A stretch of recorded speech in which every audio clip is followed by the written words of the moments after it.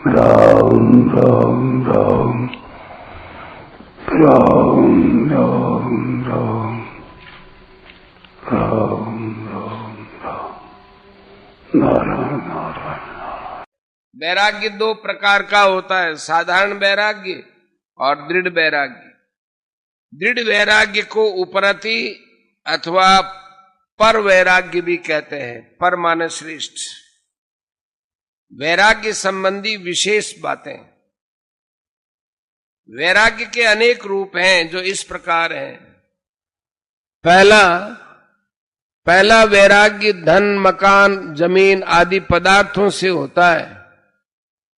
इन पदार्थों का स्वरूप से त्याग कर देने पर भी अगर मन में उनका महत्व बना हुआ है और ये भावना रहती है कि मैं त्यागी हूं, तो इस अभिमान के कारण वास्तविक वैराग्य नहीं है।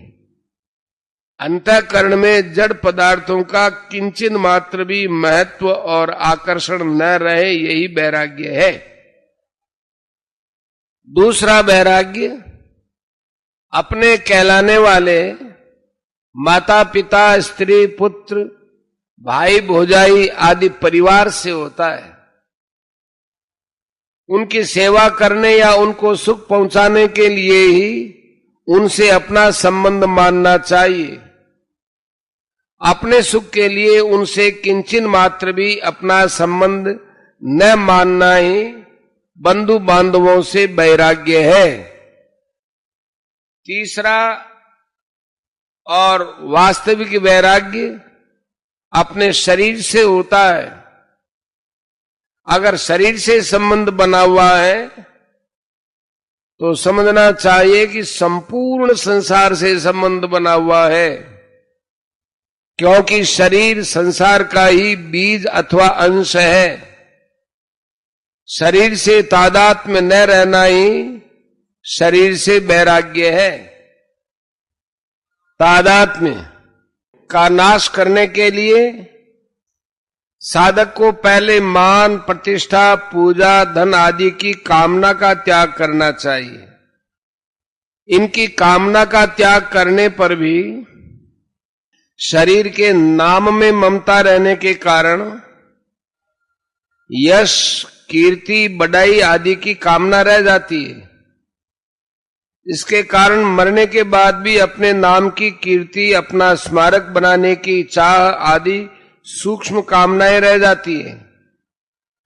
इन सब कामनाओं का नाश करना आवश्यक है।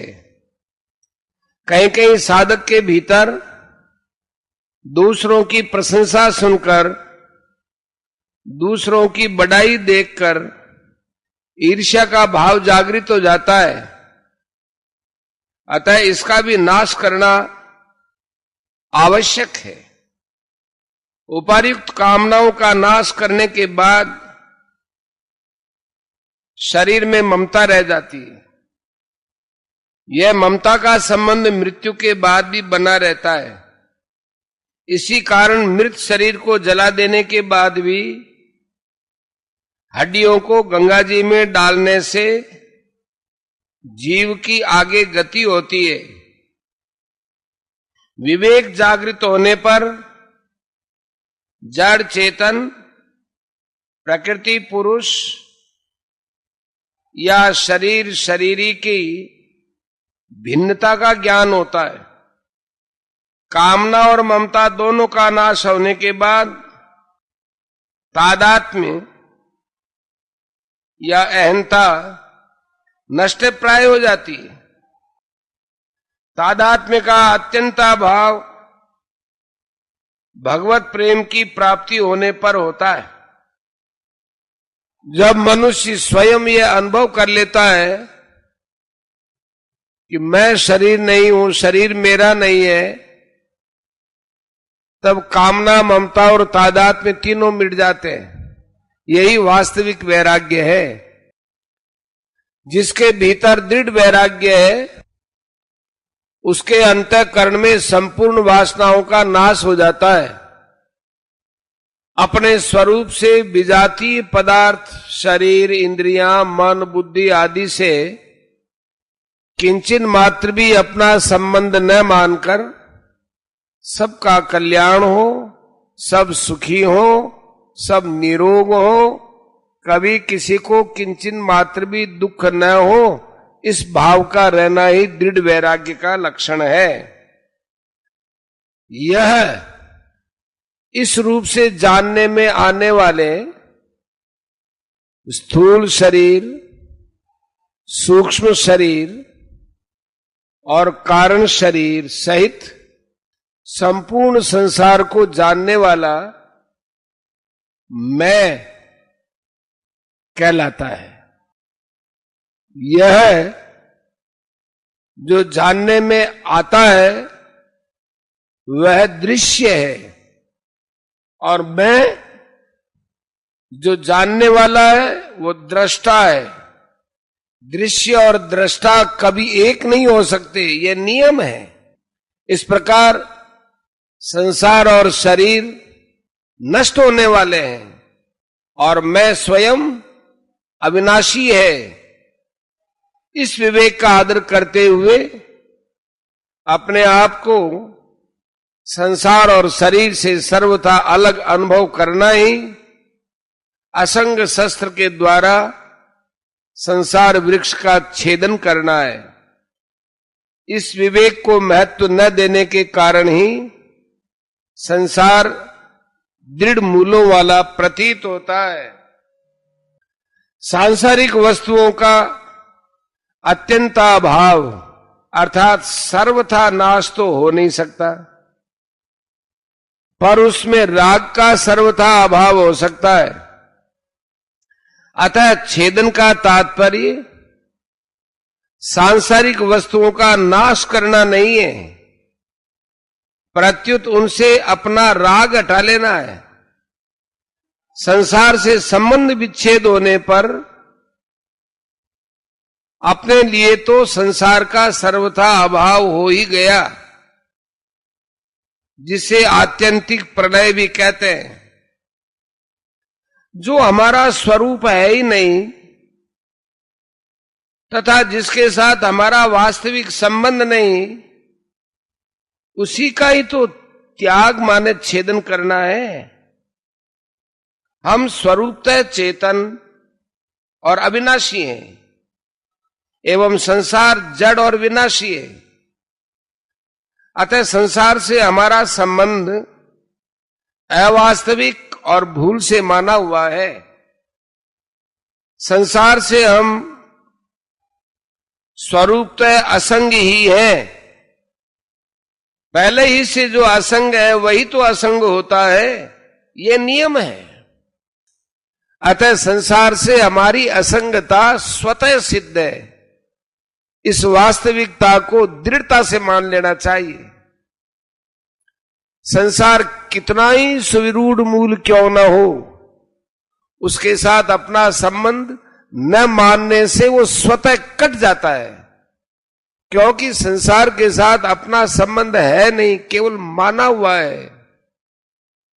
अतः संसार के साथ अपना संबंध न मानने से उसका छेदन हो जाता है। इसमें साधक को संदेह ही नहीं करना चाहिए, चाहे व्यवहार में ऐसा दिखे चाहे न दिखे। आरंभ में दिखे चाहे न दिखे, जीव ने अपनी भूल से शरीर संसार से संबंध माना था, इसलिए उसका छेदन करने की जिम्मेवारी भी जीव पर ही है। अतः भगवान इसे ही छेदन करने के लिए कह रहे हैं। संसार से संबंध विच्छेद के कुछ उपाय, कुछ भी लेने की इच्छा न रखकर संसार से प्राप्त सामग्री को संसार की सेवा में लगा देना चाहिए। दूसरा, सांसारिक सुख, भोग और संग्रह की कामना का सर्वथा त्याग करना चाहिए। संसार के आश्रय का सर्वथा त्याग करना चाहिए। शरीर संसार से मैं और मेरापन को बिल्कुल हटा लेना चाहिए। मैं भगवान का हूं, भगवान मेरे हैं, इस वास्तविकता पर दृढ़ता से डटे रहना चाहिए। मुझे एक परमात्मा की तरफ ही चलना है, ऐसा दृढ़ निश्चय होना चाहिए। शास्त्र विहित अपने अपने कर्तव्य कर्मों का तत्परता पूर्वक पालन करना चाहिए। 18 का 45। 8वां, बचपन में शरीर, पदार्थ, परिस्थिति, विद्या, सामर्थ्य आदि जैसे थे वैसे अब नहीं है, क्योंकि वे सब के सब बदल गए। पर मैं स्वयं वही हूं, बदला नहीं। अपने इस अनुभव को महत्व देना चाहिए। 9वां, संसार से माने हुए संबंध का सद्भाव मिटा लेना चाहिए। सद्भाव माने सत्ता भाव, परिशिष्ट भाव। भगवान ने अपने विषय में कहा है कि अहम आदिश्च मध्यंच भूतानामंत एवच, 10वें अध्याय का 20वां श्लोक। और सर्गाणाम आदिरंतश्च मध्यं चैवाहम अर्जुन, 10वें अध्याय का 32वां श्लोक। और यहां संसार के विषय में कहते हैं नान्तो न चादिर न च संप्रतिष्ठा। तात्पर्य है कि भगवान आदि में भी हैं, अंत में भी हैं और मध्य में भी हैं, परंतु संसार न आदि में है, न अंत में है और न मध्य में ही है। अर्थात संसार है ही नहीं। नासतो विद्यते भाव, दूसरे का 16। अतः एक भगवान के सिवाय कुछ भी नहीं है। असंग शस्त्रेण दृढ़ेन छित्वा, इन पदों से आए छित्वा शब्द का अर्थ काटना अथवा नाश करना नहीं है, प्रत्युत संबंध विच्छेद करना है। कारण कि यह संसार वृक्ष भगवान की अपरा प्रकृति होने से अव्यय है, स्वरूप असंग है। असंगो यम पुरुष है, स्वरूप से गुण संग नहीं है। गुण संग से ही जन्म मरण होता है। कारणम गुण संगो से सदसद योनि जन्मसु, 13 का 21।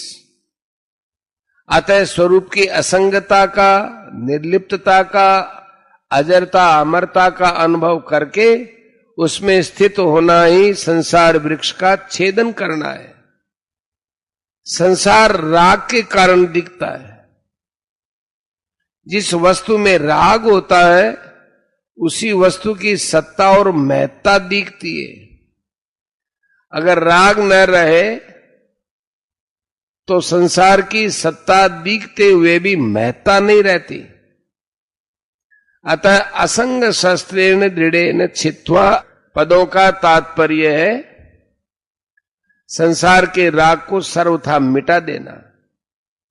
अपने अंतःकरण में परमात्मा के सिवाय अन्य किसी से संबंध न मानना।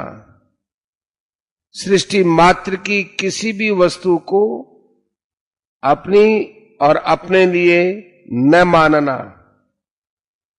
वास्तव में संसार की सत्ता बंधन कारक नहीं है, प्रत्युत उसमें राग पूर्वक माना हुआ संबंध ही बंधन कारक है। सत्ता बाधक नहीं, राग बाधक है। इसलिए अन्य दार्शनिक तो संसार को असत सत आदि अनेक प्रकार से कहते हैं, पर भगवान संसार से संबंध विच्छेद करने की बात कहते हैं। संबंध विच्छेद करने से संसार का संसार रूप से अभाव हो जाता है और वह भगवद रूप से दिखने लगता है। वासुदेव सर्वम।